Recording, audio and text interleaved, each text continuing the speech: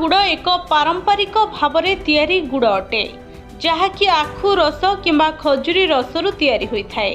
एही अवधि मध्यरे एहाकु विशोधित करा जाय परिबो नाही किंबा प्रक्रियाकरण करि हेबो नाही। तापरे एहाकु दीर्घ समय पर्यंत रखा जाए। एहा जेते पुराणा हुए एहार रंग गाढ़ होइथाए। एथिरे पुष्टिकर मूल्य मध्य वृद्धि पाए, जेपरिक लौह सामग्री परि पोटासियम एवं एहार डायुरेटिक गुण वृद्धि पाए। एहाकु खाइबा द्वारा किछि रोग ठारू दूरे रखिबारे सहाय्य करे।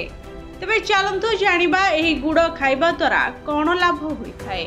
सुखिला काश हेउथिले कला गुड़ खाइबा द्वारा अनेक लाभ मिलिथाए। वास्तव में यह सर्वप्रथमे फुसफुस्र फुला को ह्रास करिथाए एवं तापरे गलारे हेउथुबा गतगत को मुक्ति देइथाए।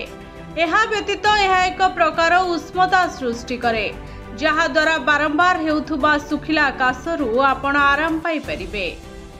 कला गुड़ प्रतिरोधक शक्ति रे परिपूर्ण अटे एवं शरीर को ऋतुकालीन संक्रमण रोगरू रक्षा करिथाए।